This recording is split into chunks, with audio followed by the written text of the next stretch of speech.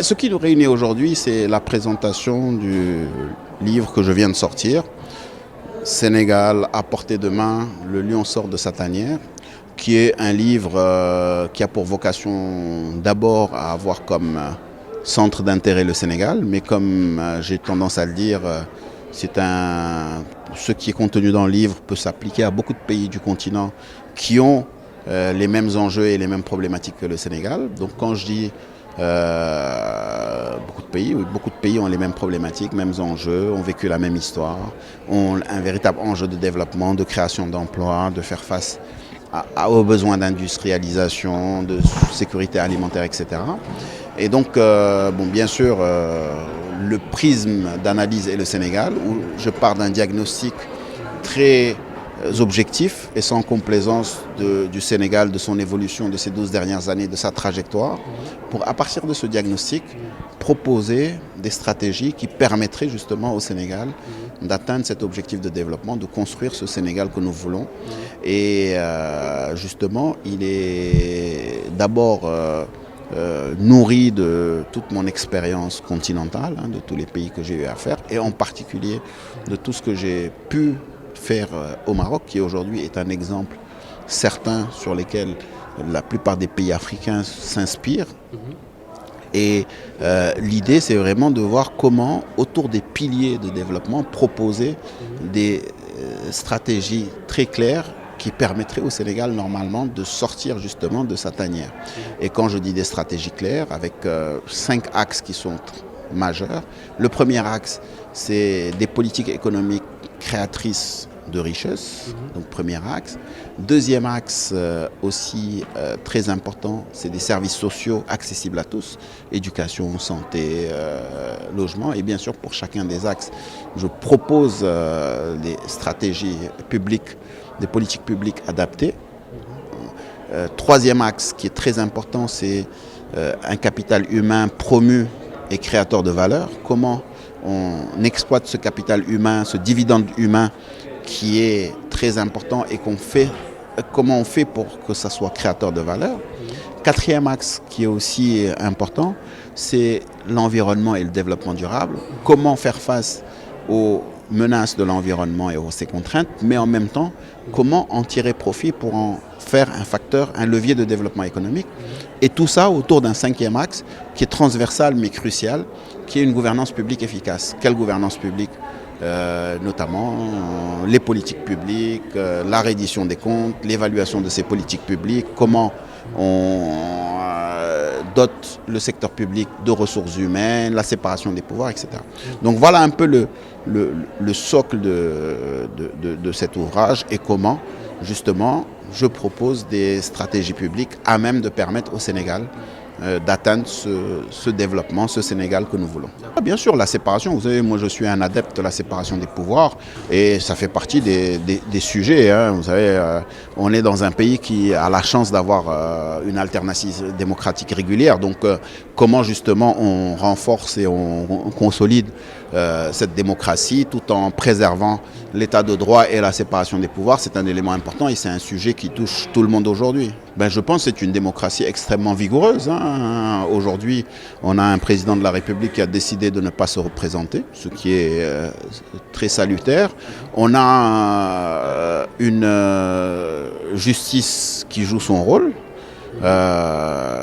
Très clairement, après on peut aimer, critiquer, être partisan ou non, mais dans le cadre d'une séparation des pouvoirs, la justice est en train de jouer son rôle et on a plus de 200 candidats qui aspirent à devenir président de la République, donc ça montre une vigueur démocratique certaine.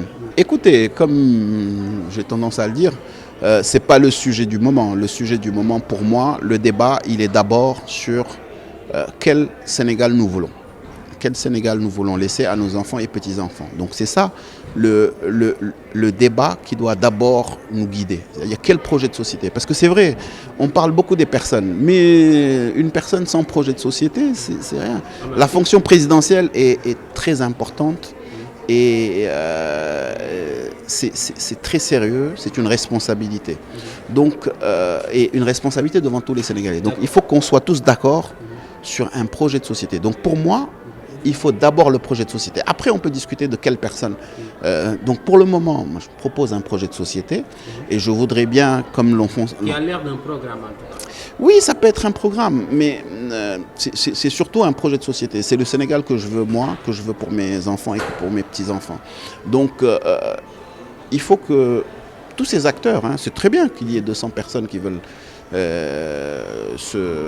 accéder à la fonction suprême de président de la République. Il faut juste que chacun apporte des propositions sur la table.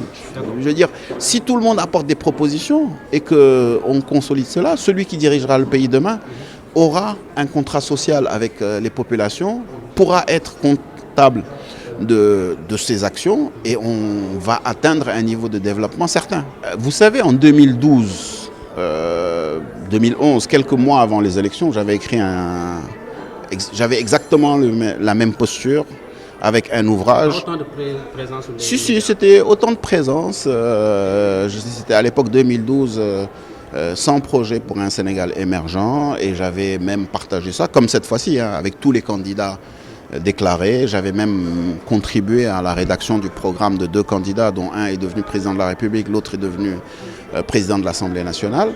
Donc pour le moment, c'est une contribution. Si vous me demandez, est-ce que vous allez, cette contribution, est-ce que vous allez apporter votre pierre à l'édifice? Je vous dis, je vais apporter ma pierre à l'édifice. En tant que ministre peut-être. C'est pas forcément mon souhait. Je dis, je vais apporter ma pierre à l'édifice. Sous quelle forme, je ne sais pas encore. Donc aujourd'hui, vous savez, tout est ouvert. Donc on verra bien les semaines à venir, les mois à venir, nous dirons. Mais en tout cas, je continue à contribuer au développement du Sénégal comme je l'ai toujours fait. Et bon, si vous revenez en arrière, vous allez voir que ma présence médiatique n'est pas nouvelle. Il y a juste des périodes où peut-être il y a plus besoin d'évoquer des sujets, il y a plus besoin de partager que d'autres moments. Et lorsqu'il y a des moments où il y a besoin de partager, je suis là pour partager. Donc c'est ma contribution. Encore une fois, je ne suis pas encore... Vous n'êtes pas candidat, aujourd'hui, je ne suis ni candidat ni parrain. Je veux voir les projets de société sur lesquels... Et ça, c'est le plus important pour moi. Quel projet de société pour le Sénégal de demain? Et ça, et j'en ai parlé à un certain nombre de candidats qui m'ont approché, je leur ai dit, moi ce qui m'intéresse aujourd'hui, c'est quel Sénégal vous voulez construire. Et ça doit être ça. Parce qu'on biaise toujours le débat. Au Sénégal, on oriente tout sur des débats de personnes. Et aujourd'hui, non. La personne sans projet, elle peut être la plus brillante du monde. Si elle n'a pas de projet, on est en train de voter pour une personne et demain, on ne peut rien lui reprocher puisqu'on a voté que pour la personne. Donc aujourd'hui, moi, je suis favorable à ce que les gens fassent l'effort. Ils veulent diriger le pays. Quelqu'un qui veut diriger un pays, il faut présenter un programme. C'est un respect aux populations sénégalaises. Et ce programme, bien sûr, et ce programme, c'est le contrat moral entre le peuple et un candidat, entre le peuple et une équipe gouvernante. Donc ça, c'est essentiel. Pour moi, il faut qu'il y ait ce contrat moral. Et il faut qu'on change la manière de faire la politique au Sénégal en apportant ce contrat moral. Et encore une fois, il faut qu'on puisse l'exiger aux différents candidats. Aujourd'hui, on a plusieurs Sénégalais qui sont de très bons candidats, qui aspirent à diriger le pays. Amadou Ba en fait partie, Idrissa Seck en fait partie. Il y a de nombreuses personnes qui sont brillantes. Il a une carrière d'inspecteur d'État, il a été directeur des impôts, il a été ministre de l'économie et des finances. Donc oui, il a la carrure. Ils sont nombreux à avoir la carrure. Mais quel est le projet qu'ils proposent? C'est ça qui est plus important. Et il y a de nombreuses personnes brillantes. Vous savez, il y a de nombreuses personnes brillantes qui ont fait dérailler des trains. Donc, ce qui est plus important, c'est quel projet ils proposent. Donc aujourd'hui, oui, clairement, hein, c'est pour ça que moi je ne suis pas surpris que le président Macky Sall ne brigue pas un 3e mandat, parce qu'il sait qu'il y a beaucoup de personnes brillantes qui peuvent diriger le Sénégal. La question n'est pas là, la question c'est quel projet. Donc Amadou Ba, oui, peut diriger le Sénégal comme une quinzaine d'autres candidats, une vingtaine d'autres candidats brillants qui sont déjà en lice. Maintenant, c'est quel projet il propose. C'est ça qui est le plus important. À laquelle il ne saurait échapper. En tant que croyant, il considère que rien n'est le fruit du hasard.